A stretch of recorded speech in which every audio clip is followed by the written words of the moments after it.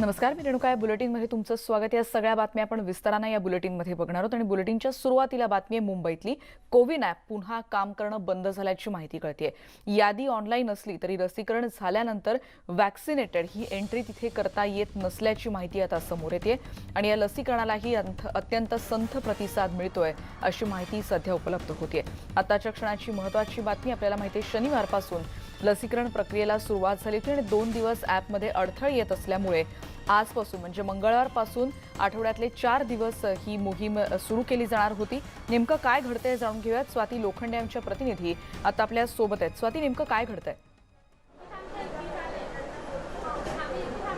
खरं तर सुरुवात आपण ॲपपासून केली पाहिजे. सध्या मी डॉक्टर बाबासाहेब आंबेडकर रुग्णालय कांदिवली इथे आहे आणि इथे आपण जर वॅक्सिनेशन सेंटर्स जर दाखवण्याचा प्रयत्न केला तर या वॅक्सिनेशन सेंटर्सवर गर्दी बऱ्यापैकी कमी आहे. असं म्हणण्यापेक्षा गर्दीच नाही असं म्हणायला हरकत नाही आहे. जर आपण जिकडे मेन एंट्रन्स आहे रेणुका, ते मी तुम्हाला दाखवते की जिकडे पहिल्या दिवशी इतकी तुडुंब गर्दी होती की लोक खुर्च्यांवर बसले होते आणि त्यांच्या मार्फत म्हणजे त्यांना मॅनेज करणं कठीण जात होतं. पण आता आपण बघतोय की 4-5 लोक अगदी तुरळक उभी इथे आहेत आणि जर आपण इथे बघितलं की ज्या खुर्च्या मांडलेल्या आहेत तर तिथे आत्ता हळूहळू लोक यायला सुरुवात झाली. म्हणजे जर सकाळपासून आपण बघितलं की 2 तास झाले आणि साधारणतः एक 10 लोकांचं लसीकरण झालेलं आहे.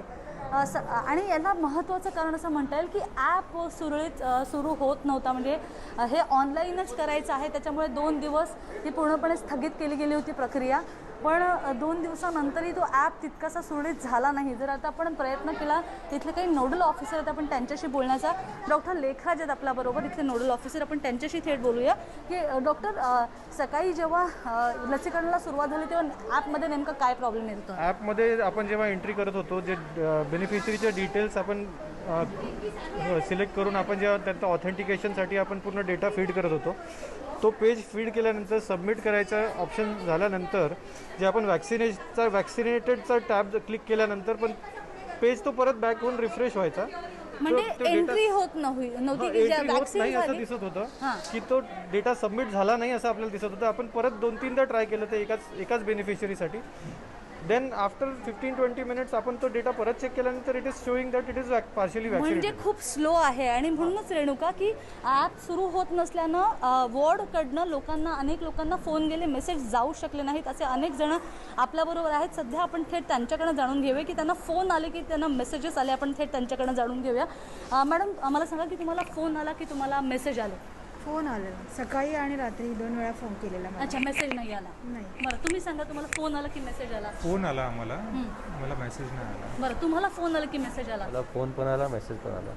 तर आपण बघतोय की असे अनेक जण आहेत की ज्यांना फोन आले आणि ज्यांना बिलकुल मेसेज नाही आले. तर काही जणांना मात्र मेसेज आणि फोन दोन्ही आलेलं आपल्याला इथे बघायला मिळते. जी ॲप ज्या पद्धतीनं चालायला पाहिजे होता तो चालत नाही आणि याला सर्वस्वी हे ॲप जे आहे ते केंद्र सरकारच्या अखत्यारीत आहे. त्यामुळे या सगळ्या संदर्भातली जी काही प्रक्रिया असेल किंवा ॲप दुरुस्त करणं असो, हे केंद्र सरकारच्या अखत्यारीत असेल. 2 दिवस हे पूर्णपणे प्रक्रिया सस्पेंड करण्यात आली होती, 2 दिवसांसाठी स्थगित करण्यात आली होती. त्यानंतर आज सुरू झाली आहे खरी, पण कदाचित ॲपमुळे असेल की ॲप चालत नाही, ॲपमध्ये बिघाडामुळे, किंवा मग कदाचित असंही असू शकतं की लोकांच्या मनात भीती आहे म्हणून संत प्रतिसाद. असं एकूणच आपल्याला ॲप आणि लोकांचा प्रतिसाद या दोन्ही गोष्टी स्वाती, पण अशा वेळेला म्हणजे जसं आपण तू म्हणालीस की काही वेळापूर्वी ॲपमध्ये एंट्री केली जात नव्हती, मग अशा वेळेला कोणती पर्यायी व्यवस्था या आरोग्य प्रशासनाकडे किंवा हॉस्पिटल प्रशासनाकडे देण्यात आली आहे का? आणि दुसरा मुद्दा, जसं तू काही दिवसांपासून या सगळ्या भागात फिरतेस किंवा परवा देखील आपण बघितलं होतं, आजचा पहिला दिवस आहे, असं वाटतं फील्डवर वावरताना की याबद्दल जनजागृती वाढवण्यासाठी की लस घेणं किती जरुरी आहे, आणखीन सजगपणे प्रयत्न होणं गरजेचं आहे असं जाणवतं? अगदीच. आपण जो तुझा पहिला प्रश्न होता त्या संदर्भात डॉक्टर कविता देसाई आहेत आपल्याबरोबर, आपण थेट त्यांच्याकडनं जाणून घेऊया की जेव्हा ॲपमध्ये तुम्ही एंट्री होत नाही असं म्हणता, तेव्हा अशा वेळेला मग पर्यायी व्यवस्था काय आहे, काय करताय तुम्ही? आमच्याकडे ऑलरेडी हार्ड कॉपी प्रिंट काढून ठेवले in ample number. So every table has 1 copy, they can tick mark. आणि जेव्हा इश्यू रिसॉल्व्ह होईल तेव्हा आम्ही entries in the sense it is just validating. Entries are already made, the list of beneficiary is already loaded. बरं, खरं तर डॉक्टरांनी सांगितलं आपल्याला की कशा पद्धतीनं सध्या फक्त म्हणजे कागदावर टिकमार्क करून ठेवायचं, एक कॉपी तयार ठेवायची आणि जेव्हा तो ॲप सुरू होईल त्याच्यानंतर मग हळूहळू त्या एंट्रीज करायच्या. आता हे जसं हे बघा की आपण या बघू शकतो की ह्या बेनिफिशरीची नावं आहेत आणि ज्यांच्या पुढे टिकमार्क तुम्ही कुठे केलं आहे? बरं, तर आपण हे दाखवू शकतो. आणि प्रत्येक टेबलला एक कॉपी आहे ऑलरेडी याची. बरं पण या हे बघा, हे अशा पद्धतीनं की या सगळी ही बेनिफिशियरीची लिस्ट आहे आणि त्याच्यामध्ये आतापर्यंत किती जणांना हे झालं तर 4 जणांचे वॅक्सिनेशन झालेलं आहे. हे एका बूथची आहे. असे 5 बूथ आहेत आणि 5 बूथच्या प्रत्येक लिस्टवर असं टिकमार्क केले जाते सध्या तरी. आणि दुसरा तुझा प्रश्न खूप महत्त्वाचा आहे की लोकांमध्ये जनजागृती करणं गरजेचं आहे का, तर नक्कीच आहे. कारण आपण जर बघितलं की हे राज्य सरकारचे आणि त्याचबरोबर पालिकेचे आणि केंद्र सरकारचे आरोग्य विभागात काम करणारे कर्मचारी आहेत. मग ते अगदी डॉक्टरांपासून तर पिऊनपर्यंत अशा सगळ्यांचाच याच्यामध्ये समावेश आहे. अगदी सफाई कर्मचाऱ्यांचा म्हणजे हॉस्पिटलमधल्या विषय त्यांचाही समावेश आहे. पण महत्त्वाचं काय आहे की लोकांचा प्रतिसाद अत्यंत कमी इथे बघायला मिळतो आणि जनजागृती करणं खूप गरजेचं आहे. डॉक्टर कविता, लोकांमध्ये कसली भीती आहे, म्हणजे अगदी जरी कर्मचारी असले ते सरकारी, राज्य सरकारी किंवा पालिकेचे, तरी काय भीती वाटते त्यांना? वॅक्सिन हे आहे, हे नवीन वॅक्सिन आहे, त्याची एक भीती आहे.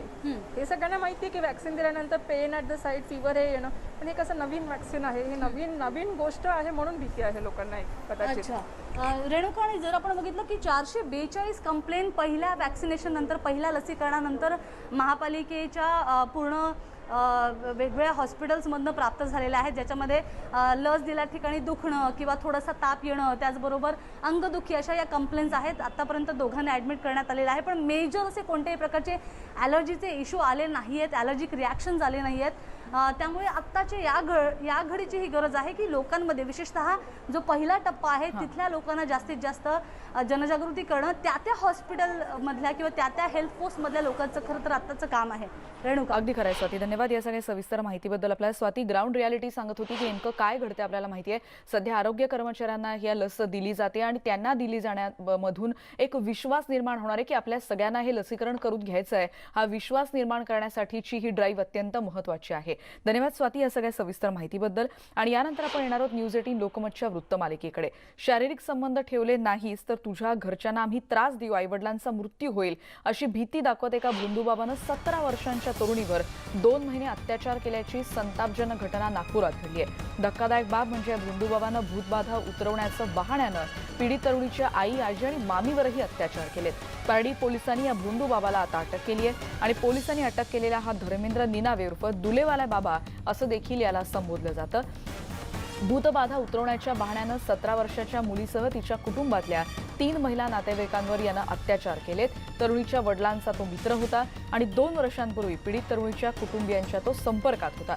काही महिन्यांपूर्वीच हा भोंदूबाबा पीडित तरुणीच्या घरी आला आणि तुमच्या घरात भूतबाधा झाली आणि मोठं संकट येणार आहे, वेळीच पूजा केली नाही तर भूत अनेकांचं बळी गेल अशी भीती देखील त्यानं घरच्यांना दाखवली होती.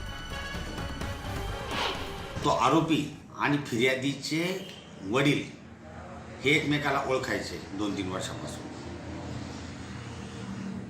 हा जो आरोपी आहे तो रिक्षा चालवतो आणि फिर्यादीचे वडील हे RTO एजंट आहेत म्हणून त्यांची ओळख झाली, येणं जाणं झालं. तो घरी पण यायचा. मग त्याने घरी सांगितलं की इथे भूतबाधा झालेली आहे तुमच्या घरामध्ये, तुमच्या लोकांना, तुम्हाला, म्हणून त्याने आपल्याला पूजा करावी लागेल 21 दिवसाची. म्हणून त्याने घरी पण पूजा केली. त्याची जी फिर्यादी मुलगी आहे तिला स्वतःच्या घरी 2-1 महिने ठेवलं, तिथंसुद्धा पूजा केली. तसेच फिर्यादीची आई, फिर्यादीची आजी आणि फिर्यादीची मामी यांनासुद्धा वेळोवेळी त्यांनी चंद्रपूर, डोंगरगाव तिथे नेलं व वारंवार आमिष दाखवून त्यांच्यावर बलात्कार केलेला आहे. अत्यंत गंभीर आणि भीषण असा हा सगळा प्रकार आहे. अंधश्रद्धेच्या बळी पडण्याची ही मनोवृत्ती आणि त्याला नेमकं कसं आता कंट्रोल करायचं आणि त्यासाठी किती मोठ्या प्रमाणात प्रयत्न होत आहेत याविषयी आज आपण न्यूज 18 लोकमतच्या वृत्तमालिकेत बोलणार आहोत. आणि या संदर्भात आपण जाणार आहोत. आमचे प्रतिनिधी नाशिकहून प्रशांत बाग आता आपल्या सोबत आहेत. प्रशांत, अत्यंत भीषण असाच हा सगळा प्रकार म्हणायला हवा. एकीकडे फूस लावून असं कृत्य करणं, या सगळ्याचे वाईट परिणाम आणि मानसिक परिणाम देखील किती गंभीर होत असतील याचा विचार न केलेला बरा. खरं आहे तुझं म्हणणं रेणुका, की खरं पुरोगामी महाराष्ट्राचा चेहरा टराटरा फाडणाऱ्या या घटना या खरोखर माणुसकीला काळीमा फासणाऱ्या सुद्धा आहेच. आणि याचबरोबर अंधश्रद्धेचा बाजार किती खोलपर्यंत रुतला आहे, मुळापर्यंत जाऊन त्याला उच्चाटन करण्याची आवश्यकता आहे. हे याची तीव्रता पुन्हा एकदा जाणून येते. अंधश्रद्धा निर्मूलन समिती सातत्याने याविरुद्ध आवाज देत राहिली, कार्यकर्ते त्यांचे सगळीकडे जात राहिले. आज तेच सगळे कार्यकर्ते आपल्याबरोबर आहेत की जे अनिसाच्या माध्यमातून अंधश्रद्धेच्या बाजारावर कायम आघात करत राहिले. महेंद्रजी, अशा प्रकारची घटना ही नागपूरमध्ये घडली, पण अशा प्रकारच्या घटना सातत्यानं सगळ्या ठिकाणी होत असतात. काय सांगाल? नाही, मूलतः आपण एक लक्षात घ्यायला हवं की महाराष्ट्र शासनाने जादूटोणाविरोधी कायदा एवढा सक्षम असताना सुद्धा त्याची अंमलबजावणी पुरेशा प्रमाणात होत नाही. त्याचंच रिफ्लेक्शन हे आहे. आणि मुळातच पुरोगामी महाराष्ट्राला ह्या घटनेने मारलेली ही चपराक आहे असं आम्ही मानतो आणि त्याचा तीव्र शब्दामध्ये महाराष्ट्र अंधश्रद्धा निर्मूलन समिती निषेध करते.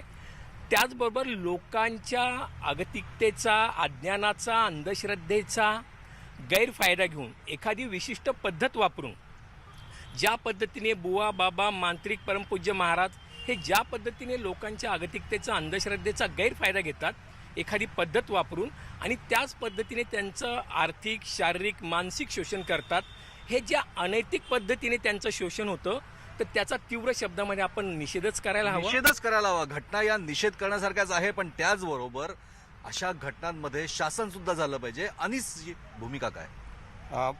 त्याच्या अगोदर आपण असं पाहू की राष्ट्रीय आंतरराष्ट्रीय भोंदूगिरी करणारे काही बाबा सध्या जेलची हवा खात आहेत. खरं तर समाजानं हा धडा घ्यायला पाहिजे.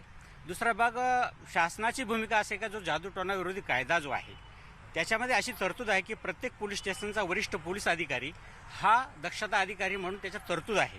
पण अनुभव असा आहे समितीचा की आम्ही प्रत्यक्ष गेल्यानंतर आम्हाला ती कायद्याची पुस्तिका त्यांना द्यायला लागते. म्हणून समितीची अपेक्षा अशी आहे की शासनाने त्यांना प्रशिक्षण देणं, जाणीवपूर्वक प्रशिक्षण देणं पोलीस अधिकाऱ्यांना ही महत्त्वाची गोष्ट त्यांनी करायला पाहिजे. सरकारने प्रशिक्षण दिलंच पाहिजे, पण त्याचबरोबर लोकांचं सुद्धा प्रशिक्षण झालं पाहिजे. काय सांगाल? नाही, खरं तर महत्त्वाचा मुद्दा तोच आहे की बाबा बुवा हे त्यांच्या दुकानं मांडून बसलेले. समाज का त्यांच्यापर्यंत जातोय? समाज का स्वतःला असुरक्षित समजतोय?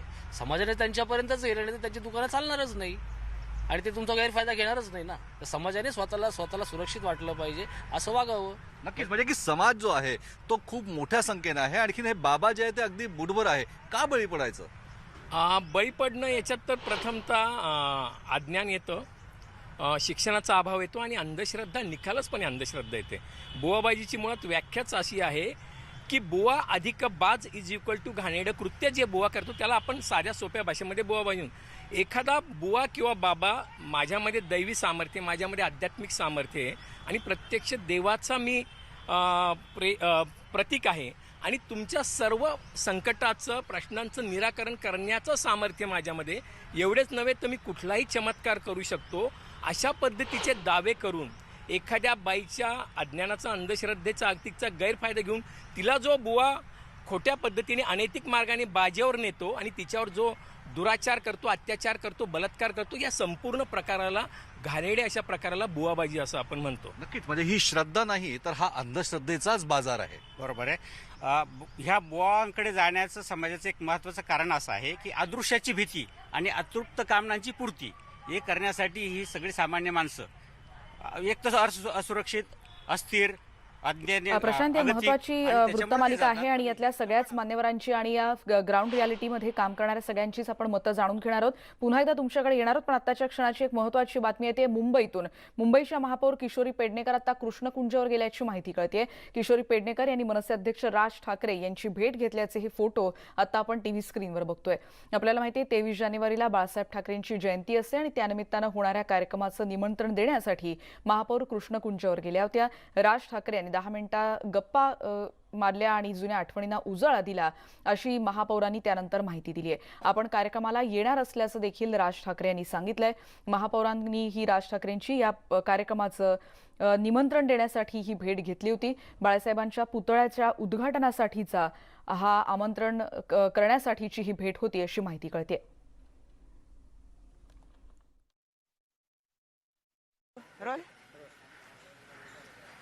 मुंबईच्या महापौर किशोरी पेडणेकर आज दादर इथे राज ठाकरे यांच्या कृष्णकुंजावर आलेले आहेत. त्यांच्या येण्याने साहजिक आहे, सगळ्यांनाच आश्चर्य वाटतंय. नेमका आज तुम्ही कृष्णकुंजावर आलात ते कशासाठी, याची उत्सुकता इतरांप्रमाणे आम्हालाही आहे. काय कारण होतं आज भेटीचं? ह्या 23 जानेवारीला 2021 बाळासाहेब ठाकरे जे हिंदू हृदय सम्राट, शिवसेना प्रमुख यांच्या पुतळ्याचं अनावरण आहे आणि त्या पुतळ्याच्या अनावरणासाठी मान्यवरांना सगळ्यांना आपण पाचारण केलेलं आहे. आणि त्याच वेळेला राजसाहेब जे त्यांचे घरातले आहेत आणि एक मनसे ह्या पक्षाचे अध्यक्ष आहेत, आता सगळ्यांनाच द्यायला आलं आहे. आणि राजसाहेबांना मी आत्ता पत्रिका देऊनच बाहेर आली आहे. सकाळी देवेंद्र फडणवीस माजी मुख्यमंत्री ह्यांनाही दिली. त्यामुळे आज किंवा उद्यामध्ये आपले लोकनेते शरद पवार साहेब यांनाही द्यायची आहे. त्यामुळे अशा मान्यवरांना महापौरांनी पत्रिका दिली पाहिजे असा जो एक प्रघात आहे तो मी चालू ठेवतो. पण मनसे हा कायमच शिवसेनेचा आपण राजकीय विरोधक म्हणूया असा पक्ष राहिलेला आहे. त्यामुळे तुम्ही आज या ठिकाणी येऊन त्यांना निमंत्रण देता याच्याबद्दल आश्चर्य व्यक्त केलं जात आहे. आणि जसं एकूणच आता राज्यामध्ये मुख्यमंत्री उद्धव ठाकरे आहेत, त्यांचे बंधू आहेत, परंतु यांच्यामधील राजकीय वाद हे सुद्धा सुपरिचित आहे सगळ्यांना. असं असताना सुद्धा तुम्ही पत्रिका द्यायला आला? नाही, खरं म्हणजे उलट मला सुभाष देसाई साहेबांनी पण सांगितलेलं आहे. मुळामध्ये मी जेव्हा राजसाहेबांना भेटली तेव्हा मला कुठेही त्यांच्यामधला शिवसेना आणि आमच्यामध्ये काही दुरावा आहे असा अजिबात जाणवला नाही. खूप 10 मिनटं मिळाली, पण खूप चांगली मिळाली आणि खूप प्रसन्न मूडमध्ये मिळाली. त्यामुळे मला नाही वाटत, म्हणजे त्या वेळेचा अजेंडा वेगळा असेल, पण घरी आलेल्या पाहुण्यांचं ह्या ठाकरे कुटुंबियांची जी परंपरा आहे ती मला इथे दिसली. स्वतः साहेबांनी आम्हाला समोर आली, चहा वगैरे दिला, गप्पा मारल्या, काही बाळासाहेबांच्या आठवणीतले किस्से सांगितल्यानंतर जे हसायला यायला पाहिजे तसंच झालं. त्यामुळे उलट आमचाही मूड आता चांगला झाला. नाही, मला सांगा की राज ठाकरे यांनी आणखी काय काय म्हणाले? त्यांनी कार्यक्रमाला येण्याचं आश्वासन दिलं का? हो, कार्यक्रमाला येणार आहेत ते, कारण त्यांनी टायमिंग विचारून घेतलं कितीला चालू होईल, कार्यक्रमाची रूपरेषा कशी असेल तेही विचारलंय. आणि बरेच बाळासाहेबांचे उद्धवजींचे जुने किस्से चांगले सांगितले त्यांनी. त्यामुळे आमचे 10 मिनटं 12 मिनटं खूप छान गेली. त्या व्यतिरिक्त इतर काही राजकीय मुद्द्यांवर चर्चा? नाही, अजिबात नाही. धन्यवाद. तर या होत्या मुंबईच्या महापौर, ज्या या ठिकाणी राज ठाकरे यांना 23 जानेवारीचा जो कार्यक्रम आहे बाळासाहेब ठाकरे यांच्या पुतळ्याच्या अनावरणाचा, त्याची पत्रिका देण्यासाठी आलेला होता. राजकीय क्षेत्रात नक्कीच सगळ्यांच्या भुवया उंचावल्या असतील, परंतु इथं मात्र आपण पाहतोय की त्यांनी सांगितलं की ही भेट अतिशय उत्तम झाली. सोबतच राज ठाकरे यांनी त्यांना येण्याचं आश्वासन सुद्धा दिलेलं आहे. म्हणजे सुमेश गोवेलकर, प्रणाली कापसे, न्यूज 18 लोकमत, मुंबई. आणि मुंबईतल्या या महत्त्वाच्या बातमीनंतर या बुलेटिनमध्ये आपण ब्रेक घेणार आहोत. पण पुन्हा एकदा आपण न्यूज 18 लोकमतच्या वृत्तमालिकेकडे येणार आहोत. ब्रेकनंतर आमचे प्रतिनिधी प्रशांत बाग आणि त्यांच्यासोबत असणारे तनिसेचे काही कार्यकर्ते देखील. पुन्हा एकदा भेटूयात एका ब्रेकनंतर. पहा फक्त न्यूज 18 लोकमत.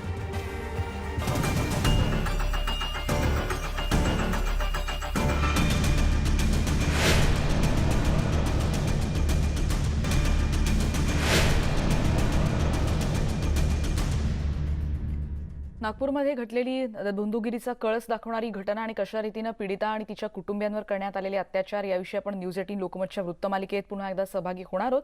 पण त्याआधी जाणार आहोत मुंबईत सुरू असलेल्या केशव उपाध्ये, भाजपचे प्रवक्ते, त्यांच्या पत्रकार परिषदेत.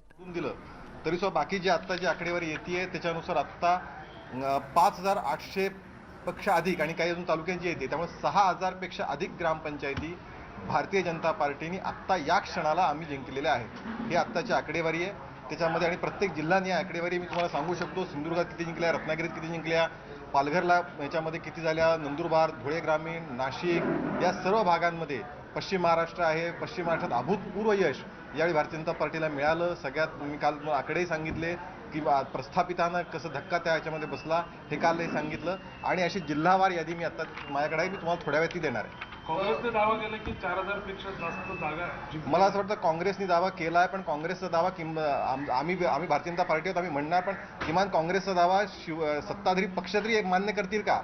शिवसेना आणि राष्ट्रवादीला तो दावा मान्य आहे का? म्हणजे त्यांना काँग्रेस कायम 4थ्याच नंबरला आहे. ती विधानसभेला 4थ्या नंबरला होती, लोकसभेला 4थ्या नंबरला होती, बाकी ठिकाणी 4थ्या नंबरला होती आणि आत्ताही ग्रामपंचायतीमध्ये काँग्रेसची अवस्था दयनीय आहे. त्यांचा दावा त्यांनी केलाय खरं, पण काँग्रेसला राज्यातले 2 पक्ष तरी विचारतात का याचा विचार त्यांनी करावा. त्यांनी बहुतेक नॉमिनेशनचा आकडा सांगितला असेल. चंद्रकांत दानवेच्या गावामध्ये पराभव झाला, रावसाहेब दानवेच्या काही मतदारसंघात मोठ्या फरकाने पराभव झाल्याचं समजतं. असं आहे की मुळात कालही मी सांगितलं, चंद्रकांत दादा पाटील हे पूर्ण राज्याचे नेते. त्यामुळे त्यांनी काल दादांनी स्वतः पत्रकार परिषदेत सांगितलं की काही जो पराभव झाला तो पराभव आहे, पण आज त्या पूर्ण महाराष्ट्राचे दादा नेते आहेत. महाराष्ट्रात त्यांनी प्रवास केला होता आणि आज महाराष्ट्रामध्ये भारतीय जनता पार्टी नंबर 1 होणं, आलेल्या नगरपालिकांमध्ये निम्म्या नगर ग्रामपंचायती भारतीय जनता पार्टीने जिंकणं, हे मला असं वाटतं यश खूप मोठं आहे. त्याची हे केलं पाहिजे. आणि भोकरदनचा काल मी तुम्हाला ग्रामपंचायती निहाय आकडेवारी काल तुम्हाला सांगितली होती. आत्ताही मी तुम्हाला सांगू शकतो तिथेही भारतीय जनता पार्टीला घवघवीत यश मिळालं. रावसाहेब दानवे आकडेवारी आहे, कुठल्या जिल्ह्यांमध्ये प्रमुख आकडे तुम्ही सांगू शकता? मी पूर्ण आकडेवारी सांगतो. पूर्णपणे सांगायची असेल तर तुम्हाला आत्ता मी वाचून दाखवायला तयार आहे. सिंधुदुर्गमध्ये 70पैकी 45, रत्नागिरी शहर दक्षिण 208 पैकी 38, रायगडमध्ये 42 पैकी 14, रायगड दक्षिणमध्ये 46 पैकी 19, ठाणे ग्रामीण 151 पैकी 105, नंदुरबारमध्ये 87 पैकी 27, धुळेमध्ये 218 पैकी 17, नाशिक ग्रामीणमध्ये 621 पैकी 168, जळगाव ग्रामीण 783 पैकी 372. आता आमच्या संगणकात दृष्टीनं अहमदनगर 2 जिल्हे, अहमदनगर उत्तर आणि अहमदनगर दक्षिण असे एक आम्ही करतो. त्याच्यामध्ये 286 पैकी 92 आणि 481 पैकी 288, बुलढाणा 527 पैकी 249, वाशिम 163 पैकी 83, अमरावती 553 पैकी 191, यवतमाळमध्ये 980 पैकी 419, वर्धा 50 पैकी 28, नागपूर ग्रामीण 130 पैकी 73, भंडारा 148 पैकी 91, गोंदिया 189 पैकी 106, गडचिरोली पेंडिंगच आहे. पश्चिम महाराष्ट्रामध्ये तशीच परिस्थिती आहे. औरंगाबाद ग्रामीण 618 पैकी 218, चंद्रपूर ग्रामीण 629 पैकी 344, नांदेड ग्रामीण 1015 पैकी 400. नांदेड हा सगळा माजी मुख्यमंत्र्यांचा जिल्हा, तिथे 1015 पैकी 442 ग्रामपंचायती भारतीय जनता पार्टीने जिंकल्यात. हे लक्षात ठेवलं पाहिजे. ज्या जालन्याचा उल्लेख तुम्ही आता करताय आरोग्यमंत्र्याचा आहे, तिथे पण 50% जास्त ग्रामपंचायती. जालन्यामध्ये 475 पैकी 253 ग्रामपंचायती भारतीय जनता पार्टीने जिंकल्या. बीडमध्ये 129 पैकी 67 ग्रामपंचायती, लातूर ग्रामीणमध्ये 383 पैकी 211 ग्रामपंचायती, उस्मानाबाद जो तशा अर्थाने भारतीय जनता पार्टीसाठी यावरती पहिल्यांदा इतकं चांगलं यश मिळालं, 428 पैकी 180, पुणे जिल्ह्यामध्ये 748 पैकी 200, सोलापूर ग्रामीणमध्ये 658, अजून ही आकडेवारी येते. सोलापूर ग्रामीणचे काही तालुके बाकी आहेत. साताऱ्यामध्ये 879 पैकी 300 होती. सातारा हा परंपरागत काँग्रेस राष्ट्रवादीचा बालेकिल्ला, तिथे भारतीय जनता पार्टीला घवघवीत यश आहे. कोल्हापूरमध्ये 400 पैकी 189, सांगली ग्रामीणमध्ये 152 पैकी 57. अशी ही आकडेवारी. हा चार्टच मी तुम्हाला थोड्या वेळात देतो. जितेंद्र आव्हाड यांनी टीका केलेली आहे की चंद्रकांत पाटील जो दावा करतात तो खोटा आहे आणि काही आकडे तुम्ही सांगताय. असं आहे की भारतीय जनता पार्टी म्हणून मी कालपासून तुम्हाला ग्रामपंचायत निहाय मी एक ग्रामपंचायतीचे कालच्या पत्रकार परिषदेत तुम्हाला लक्षात असेल की एक ग्रामपंचायतचे आकडे वाचून दाखवले आणि त्याच्यामुळे प्रत्येक ग्राम म्हणजे इतके तर आणि तुमची जर तयारी असेल तर 14,000 ज्या ग्रामपंचायतीचा निकाल लागला त्या सगळ्या ग्रामपंचायतीचा आकडेवारी आमच्याकडे आहे. ते किती सदस्य निवडून आले त्याची सुद्धा तयारी आमची आहे. असं आहे की काँग्रेस राष्ट्रवादीचं हे नेहमीचं धोरण आहे की नुसतेच आपले वेग आरोप करत सुटायचं. त्या अनुसरून त्यांनी ते केले असतील. आम्ही नेहमीच आकडेवारीशी बोलतो, वस्तुस्थितीवरती बोलतो. ही वस्तुस्थिती. कालचा तुमच्या हातामध्ये जो कागद आहे त्यावरती ग्रामपंचायतीमध्ये जे विजयाची तुम्ही आकडेवारी सांगितली, प्रमुख आकडे किती, एकूण आकडे किती सांगितले? 6,000 आकडा आता भारतीय जनता पार्टीचा आहे. ज्या 14,000 त्यातल्या बिनविरोध झाल्या, 1,600च्या आसपास बिनविरोध झाल्या, त्या वगळता त्यात सुद्धा त्या 1,600मध्ये सुद्धा 580 हा भारतीय जनता पार्टीच्या ग्रामपंचायत सदस्यांचा आकडा आहे आणि त्याशिवाय आता हा सगळ्या मिळून 6,000चा आकडा आता जातो. केशवजी, काल तुम्ही हा दावा केला, चंद्रकांत दादांनी पत्रकार परिषद घेतली, आकडेवारी सांगितली, पण त्यानंतर त्याला एक वेगळं वळण देण्याचा प्रयत्न केला जातो अशी चर्चा आहे. कारण जलयुक्त शिवारची ओपन इन्क्वायरी करण्याचा आदेश हा राज्य सरकारने जारी केला. आपल्याकडे कसं बघतात? तर असं आहे की मुळामध्ये जलयुक्त शिवार या राज्यातल्या शेतकऱ्यांसाठी, सर्वसामान्य नागरिकांसाठी एक वेगळ्या पद्धतीचं एक अतिशय मदतकारी योजना होती. ग्रामीण भागातल्या लोकांनी त्याकडे बघितलं, अतिशय आशेने बघितलं होतं. या सरकारने सुडबुद्धीने ते थांबवलं, सगळ्या गोष्टी केल्या. अनेक गोष्टी ज्या सरकार म्हणजे सरकारच्या विरोधात, राज्य सरकारच्या विरोधात जी असंतोषाची कारणं होती मग ती शेतकऱ्यांना मदत न मिळणं, शेतकरी हिताचे निर्णय जे मागच्या सरकारने घेतले होते त्याच निर्णयांना स्थगिती देणं, असे अनेक निर्णय होते. त्याचा संताप, त्याच्याबद्दलचा असंतोष या मतदानामध्ये दिसून आला, हे सत्य. औरंगाबाद महानगरपालिका निवडणुकांमध्ये 3 दिवसापूर्वी बैठक झाली. संभाजी पाटील निलंगेकर स्थानिक नेत्यांची, आम्ही स्वतंत्रपणे निवडणूक लढवणार असं म्हटलेलं आहे. जे तुमचे स्थानिक घटक पक्ष आहेत त्यांना तुम्ही सोबत घेणार नाही? पण भारतीय जनता पार्टी आत्ता भारतीय जनता पार्टीसोबत जे आमचे मित्रपक्ष असतील, ते मित्रपक्ष जे छोटे पक्ष तुम्ही म्हणता त्यांच्यासोबत, ते सोबत असतील. पण भारतीय जनता पार्टी ओव्हरऑल आता 3 पक्ष एका साईडला आहेत आणि आम्ही स्वतंत्रपणे लढतो आहोत. म्हणजे तुम्ही जे घटक पक्ष तुमचे नाही, त्यावेळी त्या ठिकाणी असतातच, तो काही मुद्दाच येत नाही. जे आमच्या सोबत आहेत त्यांना सोबत सगळ्यांना घेऊनच आम्ही निवडणूक लढवतो. एकीकडे तुम्ही आता जिल्हाध्यक्षांचा बैठका घेताय आणि संघटना मजबूत करण्याचा प्रयत्न करताय, दुसरीकडे तुम्ही म्हणालात की काँग्रेसची परिस्थिती ही दयनीय आहे आणि त्यातच नाना पटोले आता काँग्रेसचे प्रदेशाध्यक्ष होतील असं. मुळात ज्या पक्षाला राष्ट्रीय अध्यक्षच गेले 1.5 वर्ष शोधता येत नाही, त्या पक्षाला महाराष्ट्रातही अध्यक्ष शोधाशोध करण्यासाठी इतके प्रयत्न करावे लागतात. यातच त्या पक्षाची अवस्था, स्थिती काय हे आपल्या लक्षात येतं. पण ठीक आहे, तो त्यांच्या पक्षाचा अंतर्गत प्रश्न आहे. त्याने अध्यक्षांना सापडतो का नाही सापडत, सापडला तर तो कसा सापडतो, मग हा करावा का तो करावा. नुसत्या बातम्या वाचून मनोरंजन लोकांचं होत राहतं. ते मनोरंजन लोक, काँग्रेसचा अध्यक्ष आणि मनोरंजन हे आता समीकरण झालंय. ते समीकरण आता आपण लोकांना एन्जॉय करू द्या. एक वेगळा प्रश्न, मालवणीमध्ये मालाडमध्ये राम जन्मभूमी मंदिरासाठीचा जो निधी गोळा करण्यात येतोय त्याचे पोस्टर पाडण्यात आले होते. आता औरंगाबादमध्ये अतुल सावे यांनी असं म्हटलेलं आहे की तिथं देखील जे बॅनर्स लावण्यात आले ते फाडण्यात आले आणि कचरा कुंडीत टाकण्यात आले. मी तुम्हाला हेच सांगतोय की नुसतं हिंदुत्वाच्या वल्गना केल्याने हिंदुत्व स्वीकारल्याचं होत नाही. आम्ही हिंदुत्व सोडलं नाही, अशा गप्पा मारण्याने वस्तुस्थिती बदलत नाही. प्रत्यक्षात ते कृतीतनं दाखवावं लागतं.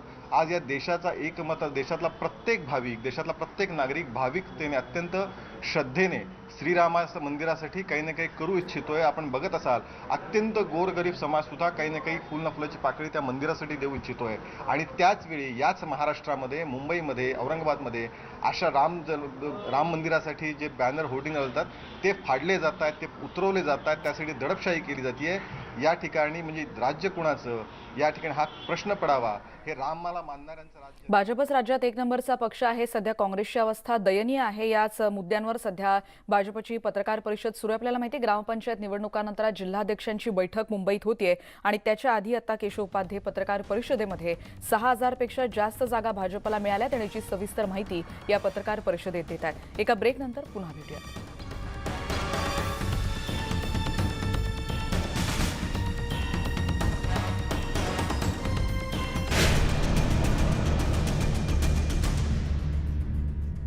आणि ब्रेकनंतर आपण पुन्हा एकदा येतोय न्यूज 18 लोकमतच्या वृत्तमालिकेकडे. भोंदूगिरीच्या आमिषापोटी किती जणांना या सगळ्याचा त्रास सहन करावा लागतो आणि हे नेमकं का घडतंय आणि त्याच संदर्भात अंधश्रद्धा निर्मूलन समिती कशा रीतीनं कार्य करते जाणून घेऊयात. आमचे प्रतिनिधी प्रशांत बाग यांच्यासोबत अनिसेचे काही कार्यकर्ते आहेत.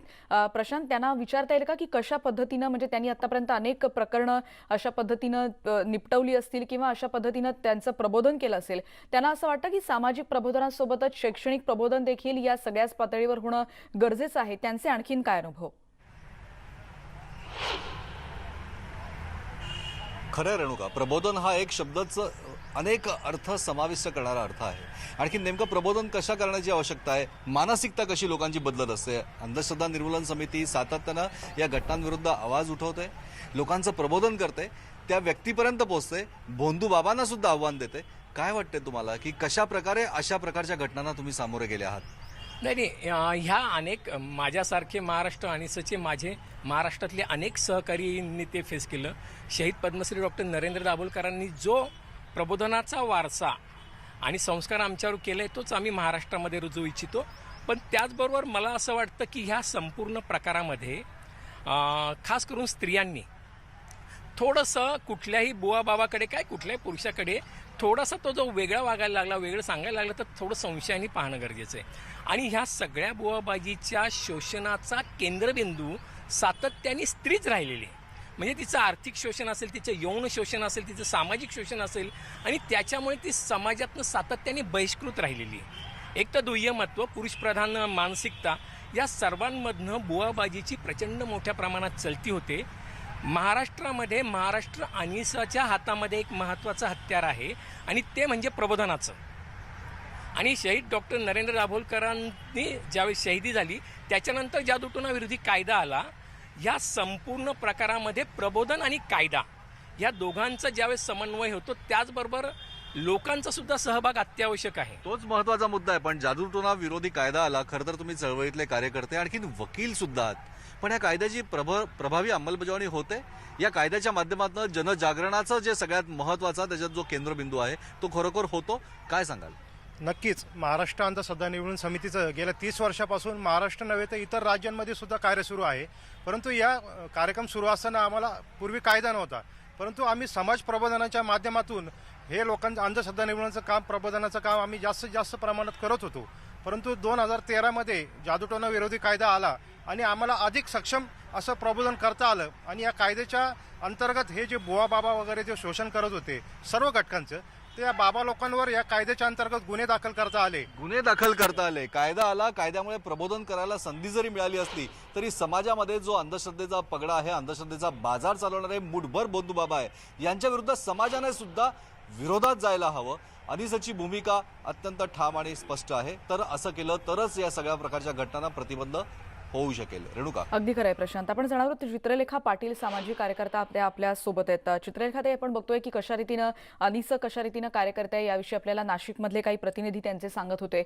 तुम्ही या सगळ्या प्रकरणाकडे कसं बघताय? तुम्ही आतापर्यंत देखील अशा काही केसेस हाताळल्या असतील? मुळातच मी शेतकरी कामगार पक्षाची महिला आघाडी प्रमुख म्हणून, आमचा पक्ष हा एक पूर्वगामी पक्ष आणि पूर्वगामी विचारांचा पक्ष आहे. आणि अगदी तुम्ही मागचे 15 वर्ष पाहिलं, तुम्ही अगदी गुगल केलं तरी तुम्हाला लक्षात येईल की एक बाबा येतात, ते 15 वर्ष खूप टॉपला जातात. उदाहरण घ्या राम रहीम, आसाराम बापू यांचं. आणि मग नंतर ते प्रूव्ड केसमध्ये आज जेलमध्ये. आणि केस इतक्या हॉरिबल आहेत, त्या पीडीओ फाईल्सच्या आहेत, त्या महिलांच्या लैंगिक शिक्षणाच्या आहेत. मुळातच मला वाटतं राजकीय पक्षांनी, आम्ही तर एक लहान पक्ष आहोत पण आम्ही आमच्या विचाराला ठाम आणि पक्के आहोत, मुळातच राजकीय पक्षांनी ह्याच्यावर प्रचंड दबाव केला पाहिजे. आणि लोकांना मी एक महिला म्हणून आवाहन करते की तुम्हाला जे दिसतं, तुम्हाला जे प्रॅक्टिकली फील होतं त्याच्यावर तुम्ही विश्वास ठेवा. कारण की आज काय झालंय, प्रचंड महागाई वाढली आहे, लोकांना करोना आणि या काळात प्रचंड दुःख आहे. आणि श्रीमंत खूप श्रीमंत झालाय, गरीब खूप गरीब. आणि मग असे बंधू बाबा यांच्या मानसिकतेवर खेळतात, यांच्या गरिबीवर खेळतात, यांच्या भावनांवर खेळतात आणि खऱ्या अर्थाने यांना हे करतात. आणि काही बोलायला ही पण हरकत नाही की ही बाबा लोक स्वतःच्या मागे मास बेस असल्यामुळे राजकारणाला सुद्धा इन्फ्लुएन्स करतात आणि हे रॉंग आहे. आणि राजकीय पक्ष म्हणून मी अशा बंधू बाबांचा निषेध करते. आणि निश्चितपणे कंगना काय करते, अर्णब काय करते याच्याकडे न लक्ष देता आपण खऱ्या अर्थाने या बंधू बाबांना त्यांची जागा दाखवली पाहिजे. कारण की भारतात मुळातच महिला हा एक घटक म्हणून आमच्यावर एवढी पिळवणूक होते, एवढं शोषण होतं. तुम्ही आपल्याकडच्या रेप केसेस बघा, मोलेस्टेशन केसेस बघा. तर त्या बाबतीत आणि या बंधू बाबा तर मुलांना खूप वल्नरेबल करतात. रिपोर्टेड केसेस आहेत, न रिपोर्टेड केसेस अशा किती असतील, याच्यावर खऱ्या अर्थाने खूप जास्ती चर्चा झाली पाहिजे. याच्यावर राजकीय हाऊसमध्ये चर्चा झाली पाहिजे. मी आमचे नेते भाई आमदार जयंत पाटील यांना सुद्धा विनंती करणार आहे की याच्यावर नक्कीच चर्चा झाली पाहिजे. कारण की मागच्या 20 वर्षाचा इतिहास आपल्याला ह्याच्याबद्दल खूप काहीतरी दाखवते. तुम्ही गुगलवर करा आणि आज किती बाबा जेलमध्ये बघा. पण मागच्या 15 वर्षापूर्वी त्यांनी किती राजकीय आक्षेप आणि किती महिलांचं शोषण आणि किती लोकांची पिळवणूक केली या भावनांच्या पूर्ण कॅमोफ्लाजच्या अंडर, हे खऱ्या अर्थाने आपल्याला बघण्याची गरज आहे. अगदी. चित्रलेखा, तुम्हाला असं वाटतं की यासाठी तुम्ही देखील प्रयत्न करतायत, पण इतर जे मुद्दे आहेत राज्यातले ते तर मुद्दे असणारच आहेत निश्चित, पण कुठल्याही मुद्द्याचं राजकारण हा सगळा मुद्दा बाजूला ठेवून हे सगळे जे सामाजिक प्रश्न आहेत ज्याच्यामुळे खऱ्या अर्थानं मानसिकता किंवा बदलण्याची आणि प्रबोधनाची जास्तीत जास्त गरज आहे, आणि कुठल्या पातळीपासून कुठपर्यंत यासाठी प्रयत्न होणं गरजेचं आहे आणि त्यासाठी तुम्ही कसा पुढाकार घेताय? मी तुम्हाला सांगते, कुठलाही जर विषय असतो ना तर त्याला सगळ्यांची मदत लागते. म्हणजे अनिससारख्या एका संस्थेची मदत लागते, त्याला राजकीय दबाव लागतो, त्याला पोलीस यंत्रणांचा दबाव लागतो आणि त्याला शिक्षणाचा मला वाटतं सगळ्यात मोठा पाया आहे. आम्ही शाहू फुले आंबेडकरांना मानणारे कार्यकर्ते आहोत आणि मला वाटतं लहानपणीच मुलांना हे शिकवलं पाहिजे की प्रॅक्टिकली काय जे दिसतं, प्रॅक्टिकली जे फील होतं त्याच्यावर खऱ्या अर्थाने तुम्ही विचार करा, चर्चा करा. पण आज काय होतंय, लोकांना राजकीय नेते हे बंधू बाबा या भावनिक राजकारण खूप होतंय आणि त्याच्यामुळे लोकांवर वेगळा प्रभाव होतो. त्याच्यामुळे राजकारण आणि समाजकारण आपल्याला वेगळं करता येणार नाही. आपल्याला सगळ्या अनुषंगाने याच्यावर दबाव केला पाहिजे. पोलीस यंत्रणांना सुद्धा कायदा आहे पण तो कायद्याची अंमलबजावणी होणं अतिशय गरजेचे. त्याच्यामुळे पोलीस यंत्रणांना सुद्धा आपल्याला टाईट केलं पाहिजे की खऱ्या अर्थाने हे जर 4 लोक जेलमध्ये गेले तर 5वा बंधू बाबा असं काही करताना विचार करेल. अगदी आणि खरंय. जरा राजकीय बसण्यासाठी अशा रीतीनं कायद्याची ठोस अंमलबजावणी होणं गरजेचं आहे. चित्रलेखा पाटील आता आपल्यासोबत आहेत आणि ते देखील अत्यंत ठामपणे आपली मतं व्यक्त करताना दिसत आहेत की कशा रीतीनं महिला मोठ्या प्रमाणात या अत्याचारांना बळी पडतात. याच वृत्तमालिकेत आपण पुन्हा एकदा भेटणार आहोत, पण एका ब्रेक नंतर पहा फक्त न्यूज18 लोकमत.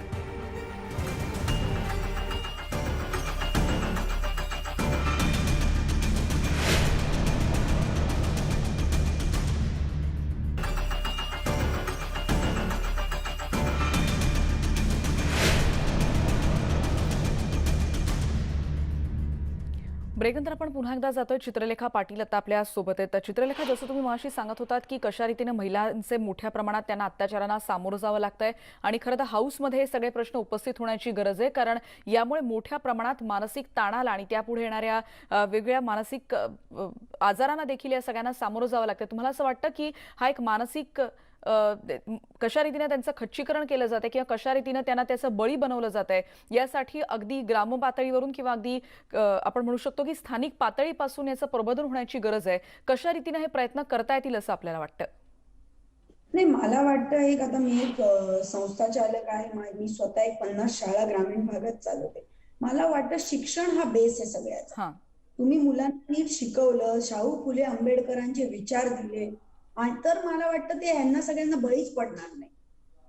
पण आपण शिकवतो काय, आपलं करिक्युलम कसं असतं याच्यावर खूप महत्वाचं आहे. आणि दुसरं म्हणजे मी माझ्या सगळ्या महिलांना आणि भगिनींना आवाहन करेन की तुम्ही जर असे कुठले केसेस झाले की तुमच्या घरच्यांचा जरी तुम्हाला दबाव असतो, कसं असतं एखादं घर असतं ते एखाद्या बाबाच्या किंवा याच्या एवढा हारी गेले, एखाद्या पंथाच्या एवढा हारी गेलेलं असतं की जर तो पंथ बरोबर असेल किंवा चुकीचा असेल मग त्या महिलेला तोच फॉलो करायला लागतो आणि तिला काही खटकलं तर तिला स्वतंत्र विचार करण्याचं तिच्यात ते बळ नसतं. तर माझ्या महिलांना मी एवढंच सांगेन की हा स्वतंत्र विचार तुम्ही खऱ्या अर्थाने केला पाहिजे आणि शिक्षण हाच बेस आहे.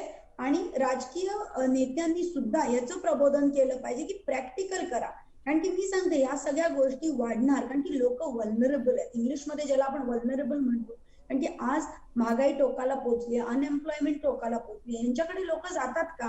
कारण की माझं काहीतरी भलं होईल, मला एक मूल होईल, तर त्यांना सांगितलं पाहिजे बाबा यांच्याकडे नका जाऊ, गायनोकॉलॉजिस्ट कडे जायची गरज आहे तुम्हाला. तर हे सगळा बेस आपल्याला शिक्षणाचा, राजकारणाचा, आणि जे आज बाबा आहेत ते काय सगळे वाईट नाहीयेत, काही काही त्यातले खरंच चांगलं समाजकार्य करतात, पण जे या प्रवृत्तीला जातात त्यांना सुद्धा एक पोलिसांचा दबाव असला पाहिजे की मी जर असं केलं तर मी चाललो राम रहीम सारखा जेलमध्ये. पण आज राम रहीमनी सुद्धा 15 वर्ष पिळवणूक केलीच ना लोकांची. ज्यांची पिळवणूक झाली त्यांचं काय, आज भले जेलमध्ये आहेत, पण ज्यांची पिळवणूक आसाराम बापूंचा, तर त्यांच्या चाइल्ड बायटिंगची केस आहे पॉस्कोची. म्हणजे काय समजावं आपण? चित्रलेखा, जसं तुम्ही म्हणालात की राजकीय अनास्था देखील यावेळेला काही वेळा त्याचा देखील परिणाम होऊ शकतो की खरं तर सभागृहात हे सगळे मुद्दे उपस्थित होण्याचं गरज आहे, कारण याचं प्रमाण खूप वेगानं वाढत चाललेलं आहे. जसं तुम्ही म्हणालात की लहान मुलांचं देखील प्रबोधन होणं गरजेचं आहे, पण त्याचबरोबर काही केसेस आम्ही मगाशी अशा देखील ऐकल्या की पोलिसांना माहितीच नव्हतं की या कायद्याची अंमलबजावणी कशी करायची आहे. तुम्हाला असं वाटतं की इथे देखील याची ठोस अंमलबजावणी कशी करायला हवी याचं एक चांगलं ज्ञान देण्याची गरज आहे, आणि त्यासाठी तुम्ही हा मुद्दा उपस्थित करणार आहात का? याचं ज्ञान देण्याची गरज आहे. मी कायमच म्हणते जी आपली घटना लिहिलेली आहे त्याच्यात सगळ्यांना न्याय आहे, पण अंमलबजावणीचाच प्रॉब्लेम होतो. नाही, अंमलबजावणीचा प्रॉब्लेम होतो कारण की आपला दबाव नसतो त्यांच्यावर. आता आम्ही जे शेतकरी कामगार पक्षांनी विविध लढे लढले, महिलांसाठी असो, शेतकऱ्यांसाठी असो, तेव्हा त्या कायद्यांची अंमलबजावणी का झाली? भले आम्ही हुतात्मे दिले त्याच्यासाठी, पण ती अंमलबजावणी का झाली? कारण की आम्ही त्याच्यावर एक राजकीय दबाव तंत्र दिलं. आणि हा पण मला वाटतं विषय खूप महत्वाचा आहे आणि गंभीर आहे, आणि त्यावर मोठ्या प्रमाणात दबाव झाला पाहिजे ना, बरोबर सगळं अंमलबजावणी होईल. आणि लोकांचं सुद्धा याच्यावर प्रेशर पाहिजे की आता निर्भया केसमध्ये त्यांना फाशी का झाली? तुम्ही जर निर्भयाच्या रेपिस्टचं हे ऐकलं असतं तर निर्भया वाले रेपिस्ट काय म्हटले, पहिले तो हम लड़की को छोड़ देते थे, आजकल मारने लगे. म्हणजे डेअरिंग बघा. तर ते का होतं? कारण की उनको लगता है चलता है. या भोंदू बाबांना पण चालतं की लोक इतकी भोळी भाबडी आहेत, चलता है. आणि मी हा पण या ठिकाणी बोलेन की बऱ्याचदा राजकीय पक्ष याच्यावर बोलायला मागत नाहीत कारण की त्यांच्या मागे मासबेस असतो. तर कदाचित मतांची ढवळाढवळ होईल का म्हणून राजकीय पक्ष याच्याबद्दल बोलायला मागत नाही, जे रॉंग आहे. आणि लोकांसाठी राजकीय पक्षांनी पुढे येऊन बोललं पाहिजे, जे रॉंग आहे त्याला अगदी wrong खरं च म्हणलं चित्रलेखा, कारण जसं तुम्ही म्हणताय की याच राजकीय नेत्यांना हे लोकप्रतिनिधी म्हणून निवडून देत असतात आणि त्यांनी खरं या सगळ्या मुद्द्यांचा विचार करणं गरजेचं आहे की किती खोलवर ही जखम जात चालली आणि किती मोठ्या प्रमाणावर महिलांचं खास करून यामध्ये किती मोठ्या प्रमाणावर खच्चीकरण होत आहे, हे देखील अनेक मुद्दे न्यूज 18 लोकमतच्या या वृत्तमालिकेतून आम्ही उपस्थित करण्याचा प्रयत्न करतोय. यात तुम्ही सहभागी झालात चित्रलेखा पाटील, त्याबद्दल खूप खूप आभार. आणि यानंतर या बुलेटिनमध्ये इथेच थांबतो. येणाऱ्या बुलेटिनमध्ये देखील ही वृत्तमालिका आणि इतरही बातम्यांचा मागोवा आपण घेत राहणार आहोत. पहा फक्त न्यूज 18 लोकमत.